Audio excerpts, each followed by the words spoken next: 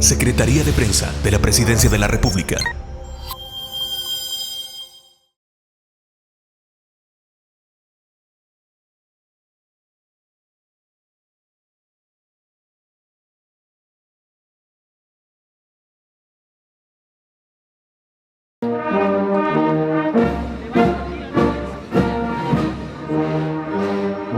Buen día, señor presidente. Bienvenido al honorable Congreso Nacional Argentino.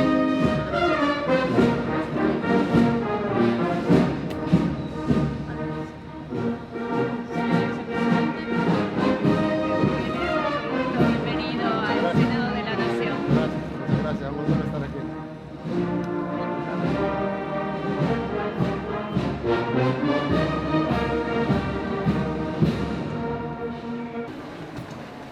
Antes era más libre de salir y eso.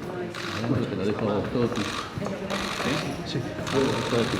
Gracias. A mí se me corta la señal. Gracias. Sí.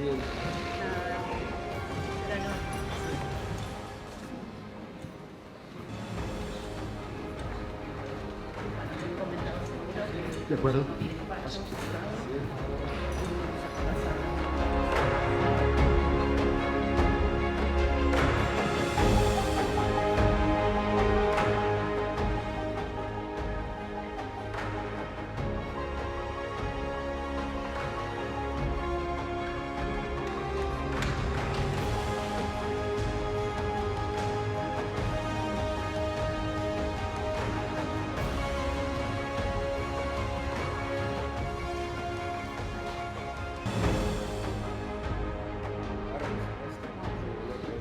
Recibirte acá en la República Argentina. Luego nos vamos a encontrar con algunos senadores y con algunos representantes de aquí del Senado, que es la Casa de las Provincias Argentinas, por lo cual quieren estar presentes en tu bienvenida y seguramente te van a plantear algunas cuestiones de interés, etc. Yo puntualmente quería aprovechar estos breves minutos para hablar con vos de Bitcoin. Es algo que me interesa mucho. Y que me interesaba el proyecto de los bonos del volcán y toda esa cuestión, que me contarás un poco. Claro que sí. Claro que sí. Bueno, es un honor estar aquí en Casa de los Senadores. Y muchas gracias por el recibimiento. De verdad que estamos felices, además de este viaje en general a Argentina. Una nación a la que queremos mucho y la que además es muy hermosa y pues felices. Y ha habido de la conversación que vamos a tener y con mucho gusto hablamos de Bitcoin y de todo lo que refiere a esa nueva manera de conseguir el dinero de una forma soberana. Así es. Vi que además ustedes tienen el primer organismo de control de la Comisión Nacional, que eso también me interesaba porque es el primero que conozco que se constituye para eso. Claro, claro. Lo que sucede es que hay muchos activos digitales que deben ser considerados como una especie. Lo que vos quieras.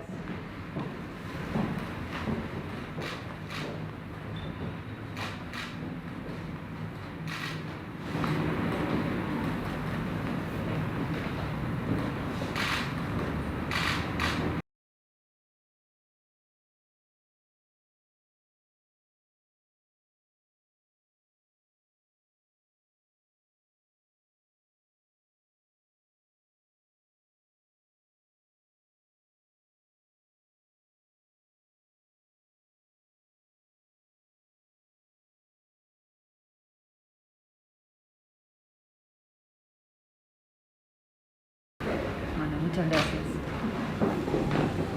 Muchas gracias. Bueno, nosotros tenemos un pequeño presente para que conozcas más de nuestro país. Gracias. Muchas gracias. Y nosotros también tenemos otro. Ay, qué belleza. Ay, que ustedes, así importantísimo. Qué Bueno, hermoso. es un gran artista salvadoreño, Fernando York. Ah, muchas gracias. También de tu señora. Sí, claro que sí. Muchas gracias.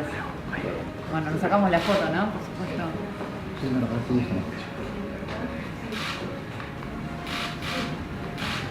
Una acá.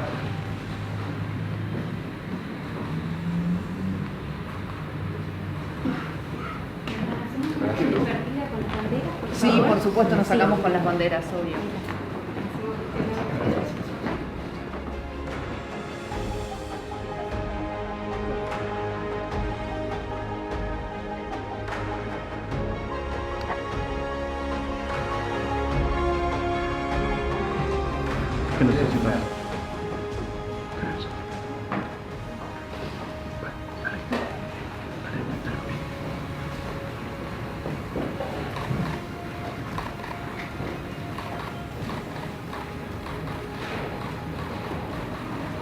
¿Y ahora una acá?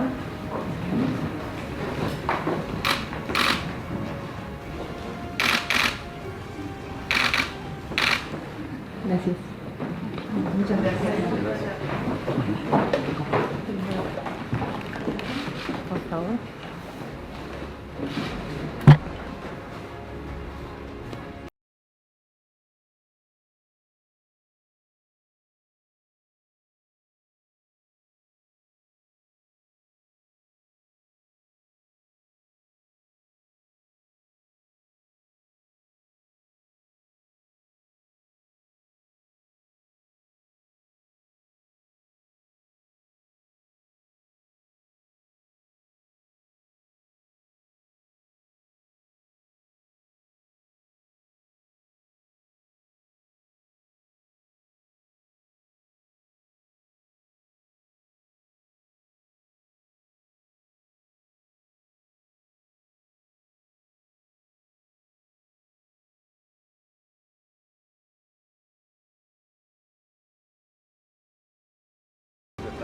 Claro, sí, por supuesto.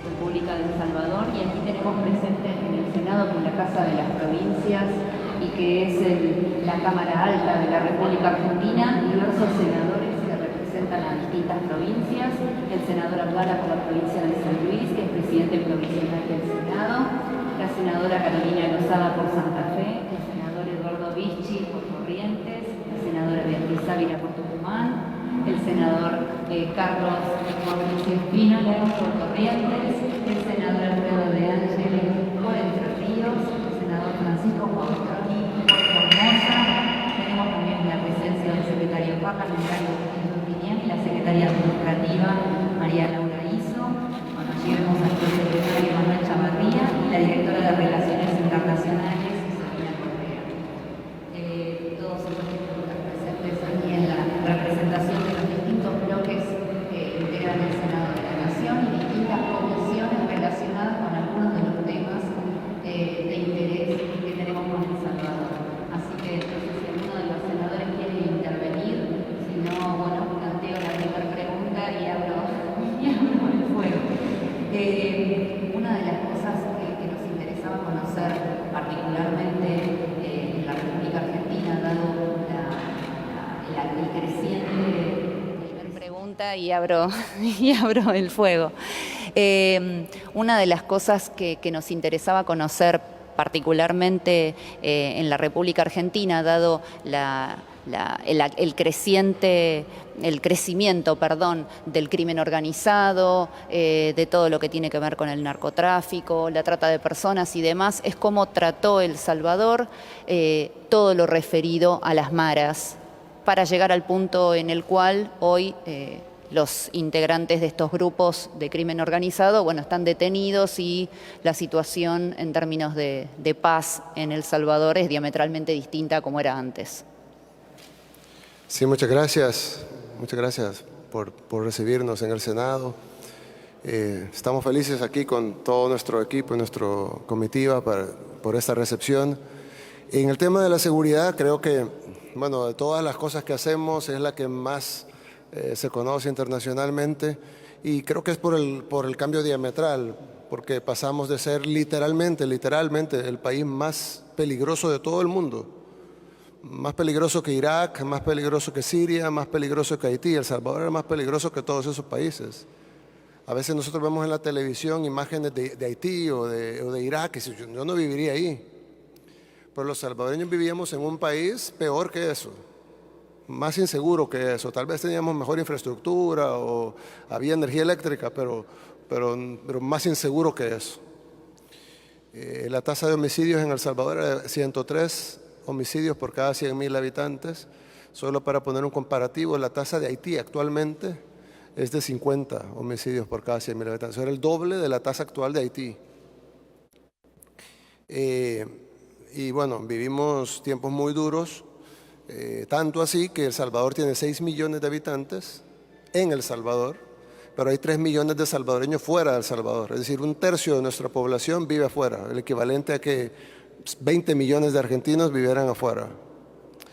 Y eso es por un éxodo que derivó de dos guerras. Una guerra civil que tuvimos en los 80s, que se firmó una supuesta paz en 1992, y esa supuesta paz derivó en la guerra social que terminó hace un poco gracias al trabajo de nuestro gabinete de seguridad, del cual aquí solo tenemos al ministro, no solo, pues tenemos al ministro de seguridad, pero pues falta otras personas que han sido claves para esto, como el ministro de la Defensa. Falleció nuestro director de la policía, quien ha sido un elemento importantísimo con la consecución de este gran logro, y otros elementos también, el fiscal, la asamblea ha sido clave. La asamblea legislativa es el equivalente al Congreso, digamos, ahí es unicameral. Y la verdad es que nosotros hicimos un plan, desde que llegamos, hicimos un plan de 7 fases para erradicar la inseguridad. El primer plan era tomar control de las cárceles, desplegar al ejército junto a la policía. El segundo plan fue llevar oportunidades a los jóvenes, invertir en las comunidades. La tercera fase del plan fue equipar con tecnología a las fuerzas de seguridad, darles todo lo necesario para poder luchar contra el crimen. La cuarta fase del plan fue duplicar el ejército para tener suficientes tropas para ir tras los criminales. La quinta parte del plan fue entrar en los territorios. Estábamos en esa etapa cuando las pandillas lanzaron una contraofensiva y empezaron a matar casi a cualquiera que tenían a la par. En 3 días nos pusieron 82 homicidios en 3 días. Para una población de El Salvador, solo multiplíquenlo por 10, serían 820 homicidios en 3 días aquí en Argentina, el equivalente. Y entonces tuvimos que lanzar una total ofensiva contra las pandillas. No estábamos preparados al 100%, porque no habíamos llegado a las 7 fases, pero ya estábamos preparados un 80%. El problema era que el Estado tiene más responsabilidad que los delincuentes. Entonces nosotros habíamos identificado, no nuestro gobierno, gobiernos anteriores habían identificado que habían 70.000 pandilleros, más o menos. Y nosotros teníamos entonces 70.000 objetivos, pero ellos no tenían únicamente de objetivos a las fuerzas de seguridad, sino que ellos podían atacar a la abuelita que iba pasando en la calle, al niño, a cualquiera. Incluso ellos podían matar a su abuelita y no iba a salir pandillero asesina a su abuela, sino que iba a salir muere anciana de tercera edad, persona acribillada por pandillero. Nosotros tenemos la obligación de proteger a su abuela también. Entonces nosotros teníamos 70.000 objetivos y ellos tenían 6 millones. Nosotros calculábamos que ellos podían emprender un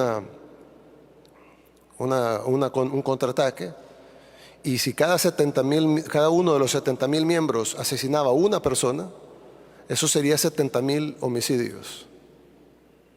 Algo hubiera sido... Si de cada 10 solo uno cumple la orden, eso hubiera sido 7.000 homicidios.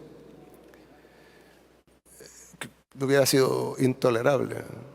Entonces tuvimos que actuar rápido, decidido, y darle todo el apoyo jurídico las herramientas legales a la policía y al ejército para poder hacer su trabajo.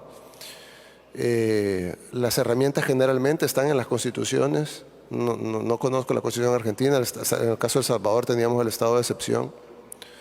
Generalmente siempre hay provisiones para calamidades. Y pues se logró hacer.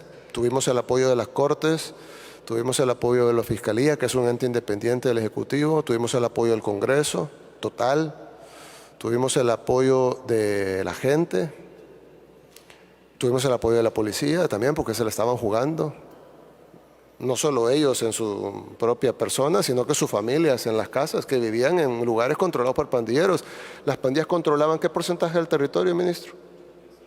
El 85% del territorio está controlado por las pandillas. Se pudiera imaginar entonces el 85% de los policías vivían, de la familia de los policías, vivían en territorios controlados por pandilleros. Tuvimos que tomar todo eso en cuenta. Los detalles serían muy largos, con gusto se los doy, pero se nos iría la tarde.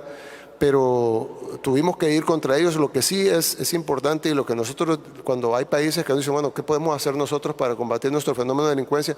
Yo sé que el caso de Argentina no es ni por cerca de lo que vive El Salvador. De hecho, Argentina es un país bastante seguro comparado con Latinoamérica. En el estándar latinoamericano, Argentina es de los países más seguros.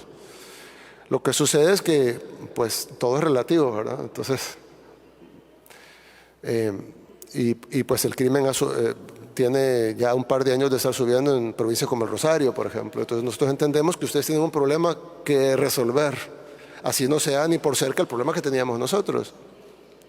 Pero nosotros siempre le decimos a cada país, porque hemos platicado con varios que tienen problemas mucho más graves que el de ustedes, menores que el nuestro, y les decimos siempre, cada país es distinto, tiene distinta legislación, distinta estructura, distinto problema. Nosotros teníamos la bendición, le hablábamos con la presidenta, teníamos la bendición de que muchos de los pandilleros se pusieron aquí Mara Salvatrucha, ¿verdad? Entonces era bien fácil identificarlos, ¿no? Algunos, no a todos, pero un buen porcentaje se ponían la pandilla en la cara, y los que no la tenían en la cara la tenían en el pecho. Entonces solo era, levántese la camisa, ¿verdad? Mara Salvatrucha. Entonces tuvimos la ventaja, pero cada país es distinto, cada fenómeno es distinto. Algunos tienen más que ver con el narcotráfico, otros tienen más que ver con fenómenos sociales, otros son una combinación, como el caso de Colombia, etcétera. Pero sí hay algo que nosotros nos dimos cuenta cuando lo hicimos, y luego ahora a posteriori, que es más fácil analizar hacia atrás, que no lo hubiéramos logrado si no hubiéramos tenido a todos los actores del país, a excepción de las pandillas, pues por supuesto, pero a todos los actores del país detrás del plan. Hasta los medios de comunicación, que son sumamente hostiles con nosotros, la mayoría, no todos, pero la mayoría, por lo menos las televisoras, se pusieron de nuestro lado, cuando habían sido sumamente hostiles. Pero es que creo que había sido tanto sufrimiento que cuando fuimos contra ese tema en específico, la gente dijo, no, es hora de que... Incluso recuerdo que organismos internacionales que empezaron al principio empezaron condenándonos, no oficialmente, pero sí como emitiendo condenas por la acción del Estado, que muy brutal o algo, cuando en realidad no hubo una sola baja civil. No es cierto que fue una acción brutal, fue masivo, pero no brutal. Pero emitieron condenas y todo. Y fue clave eso, fue clave tener la unión de todos los sectores del país en decir, tenemos que hacer esto, porque nadie nos va a arreglar nuestros problemas. La gente puede colaborar, pero que van a arreglar nuestros problemas solo lo vamos a arreglar nosotros. Y requería toda esa unión de factores. Incluso qué hubiera pasado si hubiéramos llevado los primeros 1000 pandilleros arrestados y los hubieran dejado libres a los 3 días. Ya luego la policía dice, yo no voy a arrestar a nadie. Es decir, tener el apoyo completo de la sociedad fue clave para poder solventar el problema. Y ahora, visto hacia atrás, creo que, como le decimos a todos los países, independientemente de las realidades de cada país, que son distintas y cada plan pues debe ser ad hoc a su realidad, debe de contar con un apoyo consensuado de todos los sectores, porque si no va a entrar por aquí y va a salir por allá, ¿verdad? Tiene que tener el apoyo hasta de los que manejan las prisiones, porque si no de ahí mismo van a controlar el crimen. Es decir, tiene que ser una cosa totalmente integral. La senadora por la provincia de Santa Fe, que es cuya principal ciudad también es Rosario, quiere hacerle una pregunta. Buenas tardes, presidente. Gracias, presidente. La verdad que, bueno, como bien le decía la presidenta del Senado, Victoria Villarroel, yo soy de la provincia de Santa Fe, ciudad de Rosario, que tenemos un problema muy grave con el narcotráfico. Nosotros llegamos incluso a quintuplicar la tasa de homicidios de la media nacional. Afortunadamente, con el cambio de gobierno a nivel nacional y provincial y el trabajo en conjunto, la situación de los homicidios bajó sustancialmente. Me sentía muy identificada cuando recién usted decía que mataban a gente inocente, iban por la calle y mataban a un inocente para llamar la atención. Nosotros sufrimos exactamente lo mismo. Estuve charlando mucho con su ministro de Seguridad y Justicia respecto de lo que ustedes trabajaron, pero me gustaría hacerle una pregunta que tiene que ver con el territorio, ¿no? Con el tema del manejo del territorio y en específico de los jóvenes. Un problema que nosotros tenemos es que muchas veces los jóvenes tienen viviendo en el mismo barrio a un narcotraficante que tiene la mejor casa, los mejores autos, las mejores zapatillas, mejor teléfono. Y para conseguir eso, trabajando honestamente, muchas veces les lleva demasiado tiempo y parece muy tentador. ¿Cómo hicieron para atraerlos hacia a lo que corresponde? Gracias. Sí, gracias. La verdad es que la mayoría de estudiosos sobre el tema dicen que el gobierno debe de llegar con opciones. Dicen que el gobierno debe llegar con opciones de cultura, educación, salud, oportunidades de empleo. Nosotros, desde que estábamos en la alcaldía de la capital, que era, digamos, uno de los lugares más peligrosos, trabajamos en eso con la juventud. Pero nos dimos cuenta que realmente el diagnóstico está un poco errado.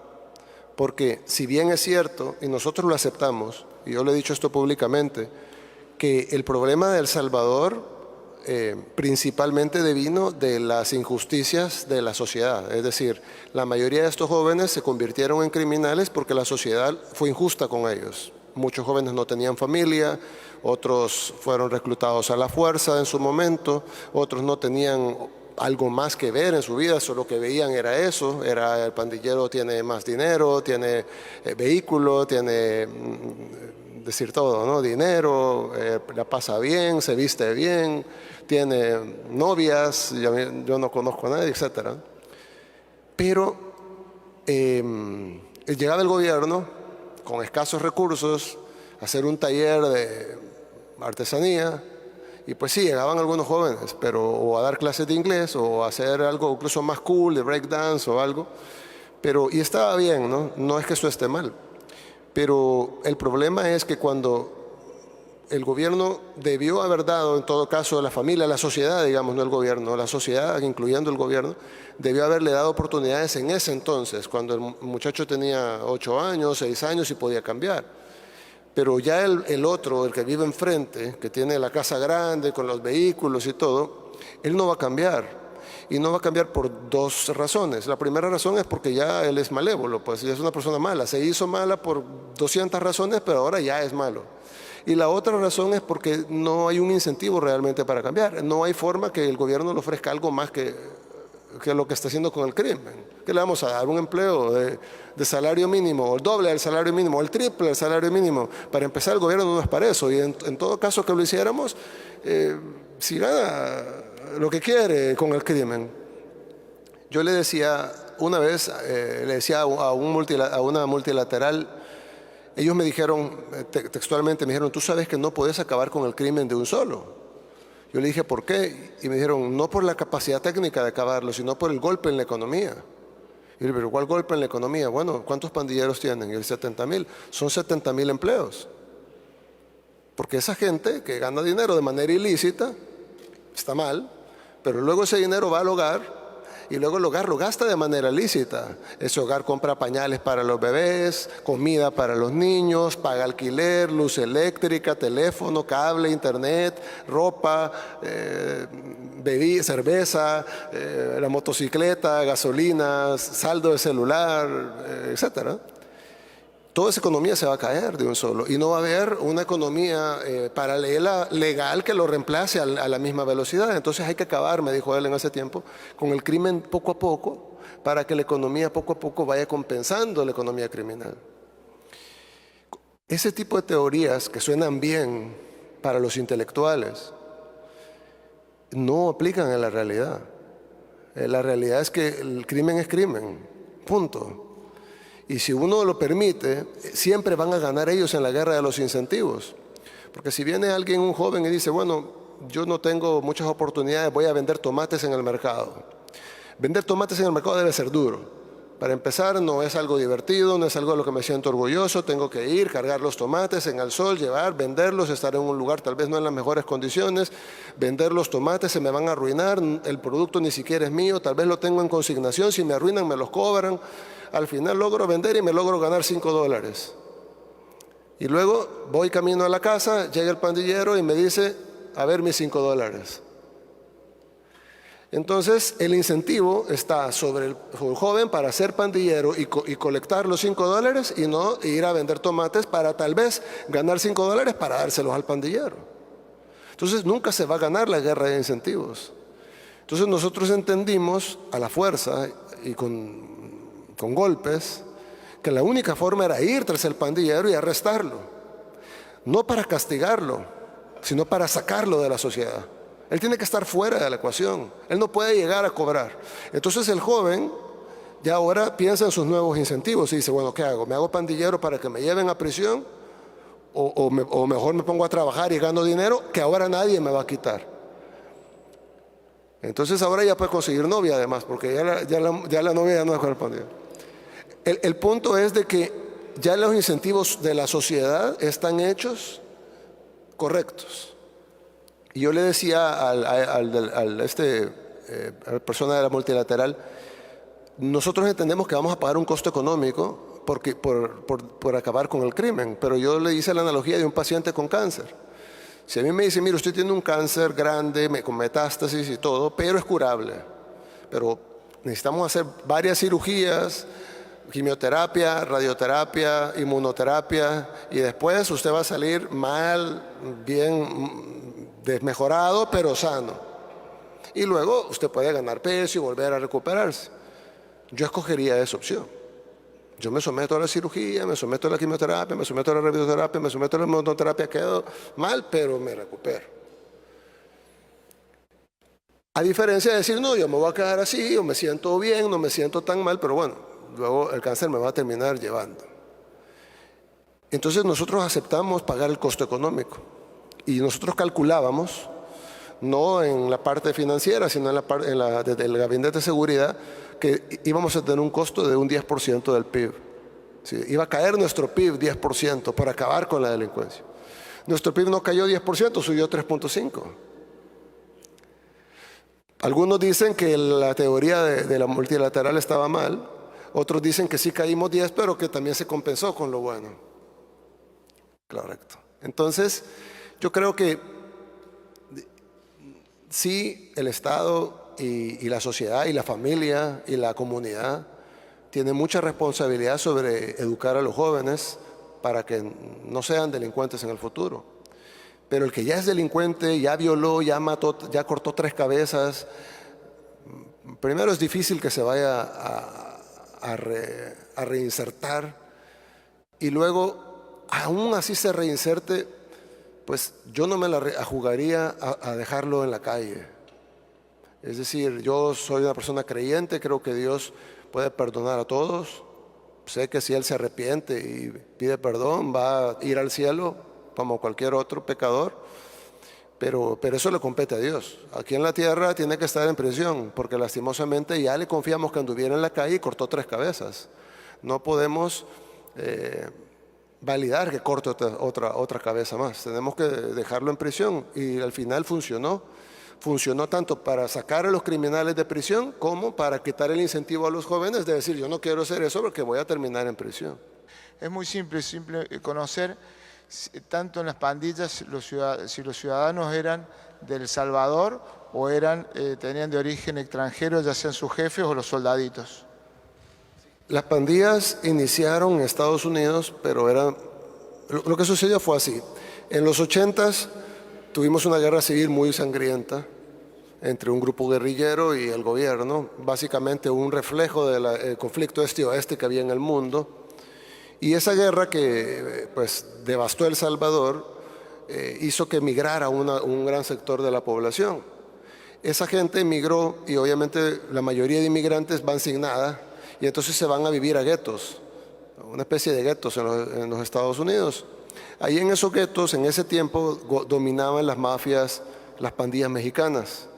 Ellos dominaban el territorio y pues las pandillas, los salvadoreños tenían que ir a solicitar a la mafia mexicana si podían también vender droga y pues hacer los mismos negocios, digamos, que hacía la mafia mexicana. Obviamente hubo pleitos naturales que hay entre distintos grupos sociales y los salvadoreños decidieron formar su propia pandilla. Luego ellos de formar su propia pandilla se pelearon entre ellos y se formaron dos pandillas salvadoreñas, que es la Barrio 18, que es porque ellos controlaban la calle 18, y la Mara Salvatrucha, que en Estados Unidos es conocida como MS-13, porque ellos controlaban la calle 13, ¿verdad? ¿Correcto? Controlaban la calle 13. Entonces de la 18 para allá vendes tú y de la 13 para allá vendo yo y los mexicanos en el otro lado. La pandilla empezó a crecer como una pandilla principalmente de salvadoreños, aunque se unieron de otros países, en Estados Unidos. En El Salvador no teníamos pandilleros, nosotros no sabíamos que era un pandillero. En los 90 el presidente Clinton inició un plan de deportación de delincuentes, lo cual tienen su derecho de deportarlos, por supuesto, de quien quiere tener delincuentes en su país, pero no le avisaron al gobierno salvadoreño, aquí le enviamos estos delincuentes para que ustedes los metan a prisión, sino que solo los subieron en aviones y los mandaron para El Salvador. Entonces en El Salvador empezaron a llegar estos muchachos que, digamos, se vestían digamos, un poco distinto, que se pudiera confundir con un rapero, pues no necesariamente tiene que ser un delincuente, era la moda en los 90s. Entonces pues llegaban a las comunidades con ropa extrovertida, hablando inglés, con zapatos caros, etcétera, y entonces pues los jóvenes los veían como dioses, ¿no? Y entonces se empezaron a formar las pandillas en El Salvador. Cuando en El Salvador se empezó a ver el fenómeno, yo era un niño pues, pero lo recuerdo bien, cuando se empezó a ver el fenómeno de las pandillas, se empezó a ver más como un fenómeno como interesante, como miren, se están formando pandillas como las de Estados Unidos, aquí en El Salvador. Tenían pleitos entre ellos, pero no terminaba en gran cosa. Sí, habían algunos asaltos y algo, pero se veía como algo pequeñito, pues como una pandilla juvenil ahí haciendo sus travesuras. En ese momento, justo a la par, será coincidencia o diseño, depende si queremos pensar en conspiración o simplemente las casualidades de la vida, empiezan a promoverse en Latinoamérica las leyes del menor infractor. Coincidentalmente, la mayoría de pandilleros eran menores y todos los reclutas, el 100% eran menores. Ellos reclutaban gente de 12 a 18 años. Entonces todos los reclutas eran impunes ante la ley, no se podían arrestar. Y entonces se hizo la ley de menor infractor justo cuando empezaron a crecer las pandillas. En 4 años las pandillas tenían controlado las comunidades populosas de El Salvador y empezaban ya a matar, a cobrar extorsión, a vender drogas, se empezaron a convertir en algo malo. El gobierno, recuerdo bien, ¿cuántos pandilleros habían cuando se lanzó el plan Mano Dura de Paco Flores? Habían 3.000 pandilleros en El Salvador cuando el gobierno ya lo vio como un problema y el gobierno lanzó un plan que se llama Plan Mano Dura. Era básicamente vamos a ir a golpear a los pandilleros, eran 3.000. Pues obviamente no funcionó, vino otro gobierno con otros planes que tampoco funcionaron. Ya para el 2011 habían 70.000 pandilleros y controlaban el 85% del territorio, a tal punto que el gobierno, patrocinado, auspiciado por la OEA, por la Organización de Estados Americanos, hicieron una tregua con las pandillas. Se sentaron en una mesa con los líderes pandilleros, en televisión, en vivo, todo esto está con el secretario general de la OEA en ese tiempo, Insulza, y firmaron documentos y les dieron legitimidad. Los pandilleros entregaron armas a las más viejas, ¿verdad? Entregaron unas armas y todo, se les dio legitimidad, se les dio beneficios, se les permitía hacer fiestas en las cárceles, se les llevaba prostitutas, drogas, se les dejaba salir a los líderes de las cárceles y regresar a la cárcel, pero podían salir.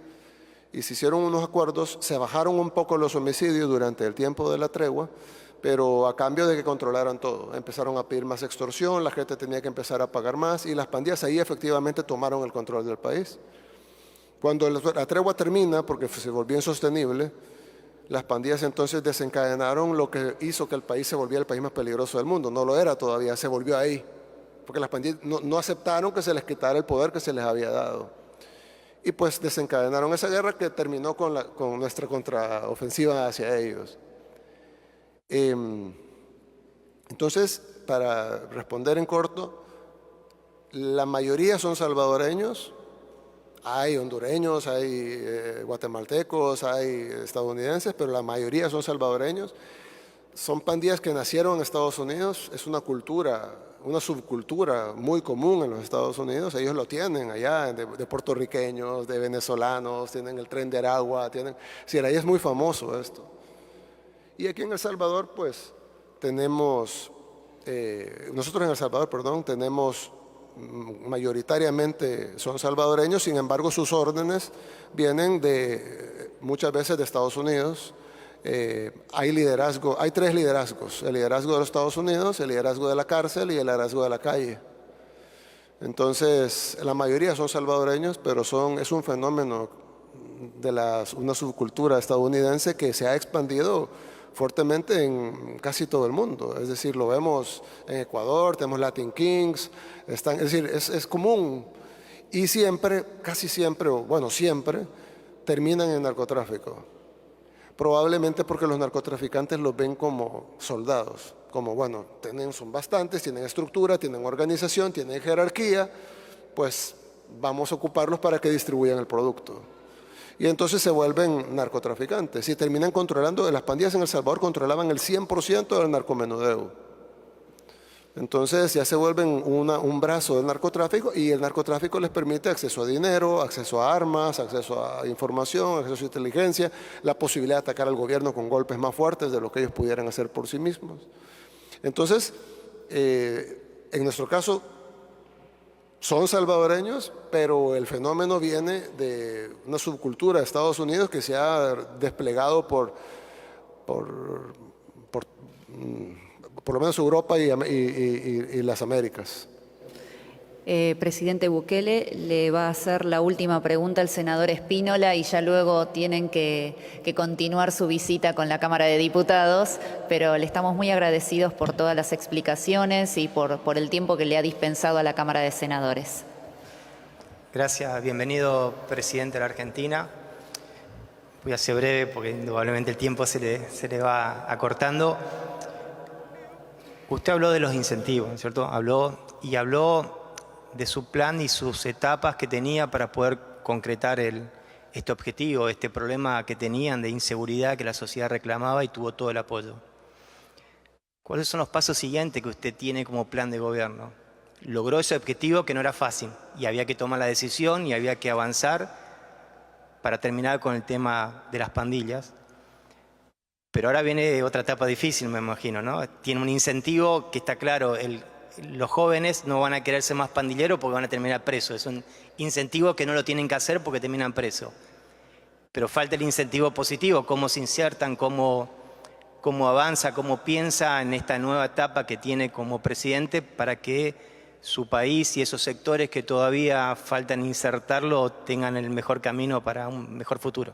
Gracias. Gracias. Sí, lanzamos la última fase del plan, que es la fase de inclusión, y efectivamente estamos trabajando no solo con los jóvenes, principalmente los jóvenes porque son el caldo de cultivo más fácil para los delincuentes, pero no solo los jóvenes, incluso estamos trabajando con la tercera edad, con las comunidades. Hicimos una nueva institución de gobierno que vela precisamente por la inclusión de las comunidades más afectadas, otroramente por la delincuencia para que no vuelva a pasar y que en 20 años no venga otro gobierno y tenga que hacer otra ofensiva contra las nuevas pandillas o como se llamen en ese entonces. Entonces sí estamos tratando de prevenirlo, hemos invertido mucho en educación, en salud, ahorita nuestro enfoque principal en este periodo presidencial será la economía. Ya tenemos frutos muy fuertes en turismo, que obviamente deviene directo de la misma seguridad, pero el turismo se ha incrementado en 168%, cifras de la ONU. La construcción está sobre recalentada, todavía hay desempleo en muchas áreas, pero en la construcción no. En la construcción incluso tenemos que importar trabajadores de Honduras y de Nicaragua porque ya no hay albañiles, soldadores, trabajadores de la construcción salvadoreños, ya todos los que existen están contratados. No tenemos suficientes trabajadores en la agricultura, ya no hay desempleo en la agricultura, no hay desempleo en construcción, no hay desempleo en turismo. Hay desempleo en todo lo demás, pero ya ahí vamos. Por supuesto, para ver el cambio económico hay que, como yo digo, esto es como los intereses compuestos, es decir, al principio no se ve porque es 1, 2, 4, 8, 16, 32, 64, pero ya cuando va 5.000, 10.000, 20.000, 40.000, 80.000, más o menos se ve, y ya cuando va medio millón, 1 millón, 2 millones, 4 millones, ya se ve más, y ya cuando va 10 millones, 20 millones, 40, ahí es donde se empieza a ver realmente el cambio de la economía. Y la economía pues trae todo lo demás, o trae, digamos, recursos para poder hacer mejores escuelas, mejores hospitales, mejor infraestructura pública que a la vez es productiva, porque pues una cosa es esa energía con la otra. Una calle sirve para ir a la escuela, sirve para ir a la playa, pero también sirve para ir al trabajo, ¿no? Entonces, ir reconstruyendo nuestro país, quitando las burocracias innecesarias, reduciendo la grasa del Estado, pero potenciando la inversión pública, tratando de dejar de gastar menos e invertir más, y tratar de que el país en sí, porque obviamente los proyectos directos a la juventud funcionan, los hacemos. De hecho, el mismo gobierno tiene proyectos de skate, de breakdance, de hip hop, de graffiti, de todo eso. Y tenemos un concierto en unos días. Es decir, nosotros le apostamos mucho a la juventud, pero va a ser insuficiente. No hay forma que el gobierno tenga presupuesto para cambiar a una generación de jóvenes. La única forma de realmente cambiar todo es que la economía mejore. Una vez la economía mejora, entonces está el incentivo positivo. Bueno, voy a trabajar para hacer dinero, hacer un patrimonio, tener yo esa casa con los vehículos, pero de manera legal. Entonces, pues no, de la noche a la mañana no va a pasar. Lo de la seguridad no fue de la noche a la mañana. Pero sí tenemos la confianza que vamos a lograr levantar la economía a la par, por supuesto, de no descuidar de que no solo sea la economía de unos pocos, sino que sea la economía de la mayoría, pues.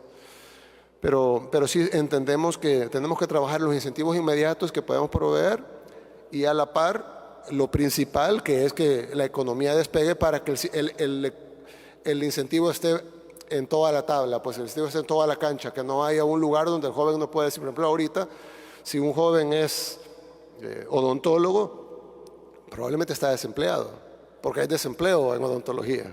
Entonces, no es que se va a hacer delincuente, pues, pero necesitamos darle una oportunidad y poner los incentivos correctos. Entonces, sí estamos en el entendido que hemos quitado el incentivo negativo, pero nos falta construir el incentivo positivo. Lo estamos construyendo, no es que vamos a empezar, ya empezamos, pero nos falta todavía para salir y decir, ya construimos el incentivo positivo, nos falta mucho para eso. Muchísimas gracias, presidente Bukele, por toda la disertación y por todo el conocimiento que ha compartido con nosotros respecto de la experiencia de los últimos años de El Salvador. De nuestra parte, de parte del Senado de la República Argentina, es un gusto haber podido conversar con usted y con su delegación, y esperamos que los lazos que a partir de ahora serán a través de los grupos parlamentarios y del grupo de amistad parlamentario, podamos seguirlos desarrollando de manera de que esta sea un puntapié, de que sea un primer paso de una larga relación que tienen que continuar nuestras naciones. Nos encantaría, claro que sí, estamos contentos siempre hemos sido amigos, pero ahora somos más amigos y queremos que eso siga así y que cada vez podamos ir fortaleciendo nuestra relación. Y las puertas del Senado de la República Argentina están siempre abiertas para El Salvador. Muchas gracias. Nuestras puertas también están abiertas para ustedes. Gracias. Gracias.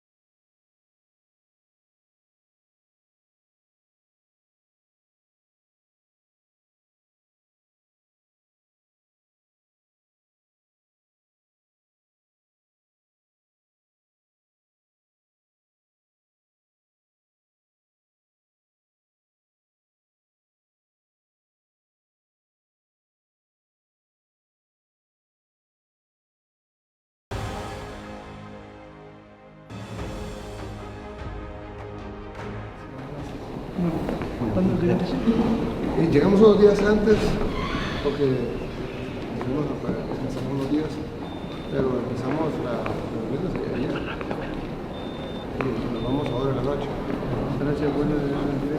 Sí, sí.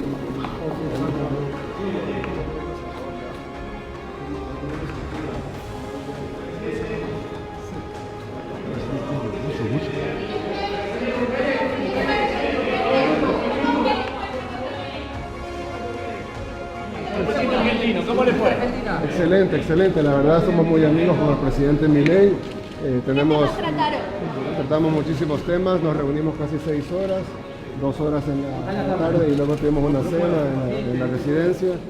Y hablamos de todo, hablamos cosas de la relación bilateral, hablamos de los proyectos que queremos hacer en conjunto y también hablamos de cosas... ¿Puede haber inversiones? ¿Puede haber inversiones de su país para con Argentina? Por supuesto, vamos a hacer una cámara de Salvador Argentina para que tanto empresarios argentinos puedan invertir en El Salvador como empresarios salvadoreños puedan invertir acá. De hecho, ya hay intercambios comerciales mínimos, pero ya existen y pues potenciar también esos canales para que crezcan. Además hay otros acuerdos que nosotros podemos colaborar en el tema de seguridad, sobre todo en la ciudad de Rosario, y pues Argentina nos lleva mucha ventaja en el tema de energía nuclear, en el tema de puertos, en el tema de comercio exterior, y entonces pues sentimos que vamos a hacer una excelente relación bilateral, entonces todos ganemos. ¿Qué puede aportar en seguridad su país? ¿Su país en qué puede aportar en seguridad? Bueno, nosotros tenemos creo que el plan más exitoso del mundo de seguridad, obviamente salvar las diferencias, salvar las grandes diferencias entre Argentina y El Salvador y salvar las diferencias entre Rosario y El Salvador, pero sí creemos que nuestro plan es el mejor plan del mundo, no hay un plan que sea tan exitoso, con 0 bajas civiles, cambiamos el país más inseguro del mundo al país más seguro de todo el hemisferio occidental, somos más seguros que Canadá, más seguros que cualquier país de este lado del mundo, así que creo que podemos aportar mucho conocimiento, salvar las diferencias y pues cada plan será ad hoc de acuerdo a los países. Pero estamos seguros que podemos... Presidente, hay un ataque reciente de Irán en Israel. ¿Cuál es la postura de El Salvador? Bueno, nosotros estamos en contra de toda la guerra y cualquier ataque, pues somos un país de paz. Creo que ataques que al final, aunque sean dirigidos supuestamente a objetivos militares, siempre terminan afectando civiles. Creo que lo mejor fuera que hubiera paz en el mundo. Lastimosamente parece que la paz no se elude, ¿verdad? Siempre pasa algo. ¿Cree en el acuerdo político en el que hablaba en el Senado aquí en la Argentina para combatir el narcotráfico? ¿Cree que podría haber acuerdo político? Yo creo que debería haberlo. Yo les decía de que en El Salvador, salvar las diferencias que hay con cualquier otro país, porque muchos países nos han pedido algún apoyo, asesoría en eso. Yo les decía que salvadas todas las diferencias que pueden haber, si hubo algo en El Salvador fue colaboración entre el Ejecutivo, el Legislativo, el Judicial, la Fiscalía, el pueblo. Entonces, si no hubiese sido así, tal vez no hubiese funcionado. ¿Qué tiene para decirle a los críticos de cómo lleva adelante el servicio penitenciario? Tiene muchas críticas de organizaciones internacionales sobre los derechos humanos. Sí, nosotros, yo creo que hay una cuestión que debe ser puesta a la luz, y es de que dicen que nosotros hemos puesto a prisión a miles de personas. Pero lo que nosotros hicimos fue liberar millones, porque todo el pueblo salvadoreño estaba en prisión. El Salvador era el país más inseguro del mundo, teníamos una tasa de homicidios el doble de la que tiene Haití ahorita. Y todo el país estaba en prisión, la gente no podía salir en la calle en la noche porque lo asaltaban o lo mataban. Una mujer no podía salir en la calle en la noche porque la violaban. Aparecían cabezas de personas en los basureros.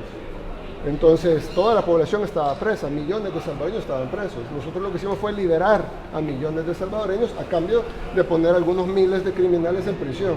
Ahora, nosotros no ponemos a los criminales en prisión para castigarlos, los ponemos en prisión para sacarlos de la calle. Alguien que cortó 3 cabezas, que violó 10 mujeres, ¿cómo podemos dejarlo en la calle para que lo siga haciendo? La única justicia, no para él tal vez, pero para todos los demás que nos merecen tener el derecho humano a que no les corten la cabeza, o tener el derecho humano a no ser violada, pues la única solución es agarrar a este individuo enfermo y meterlo en una prisión. No hay otra forma. Bueno, la otra sería la pena de muerte, pero nosotros no la tenemos y coincidentalmente muchos de los países que nos critican sí la tienen, pero nosotros lo que hacemos es sacarlos de las calles y meterlos en prisión. ¿Y cómo ve el trabajo de Patricia Bullrich y también lo que pasa en las calles aquí en Argentina? Bueno, a mí me pareció un buen trabajo, creo que hay que darle tiempo. Nosotros no resolvimos en un año las cosas, pero bueno, a mí me parece un excelente ministro y creo que deben de seguir trabajando en todo esto para poder resolver el tema de seguridad en Argentina. Gracias, muy amable.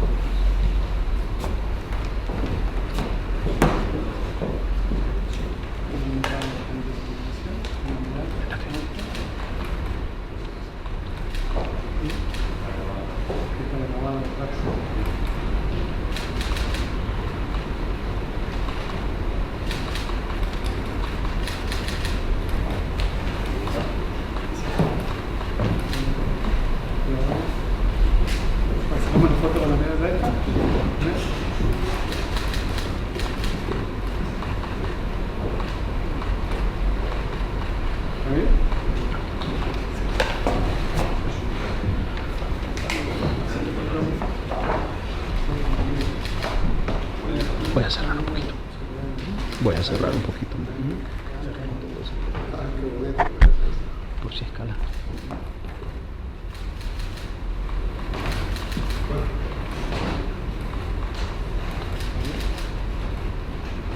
Ahora hacemos la foto protocolar, la foto de los dos. ¿Sí? Sí.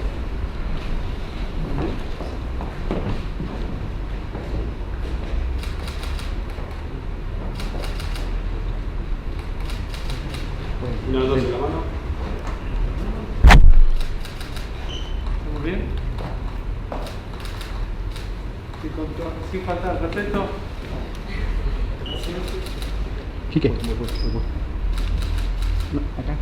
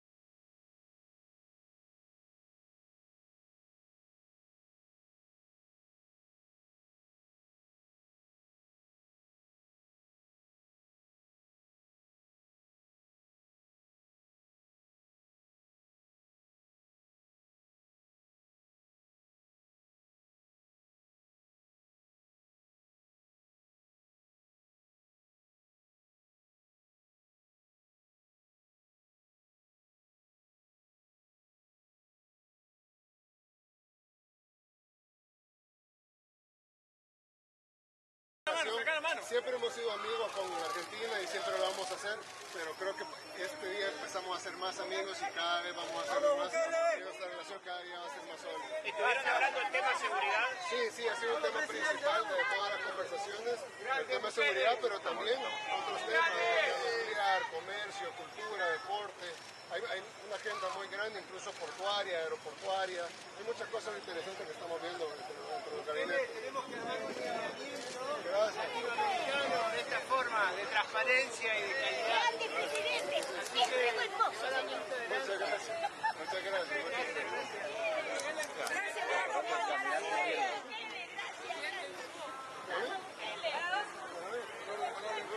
Bienvenido, presidente.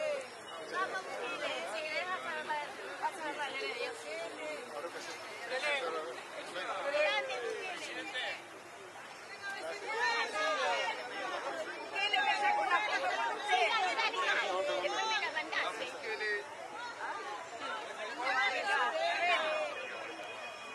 Gracias, presidente.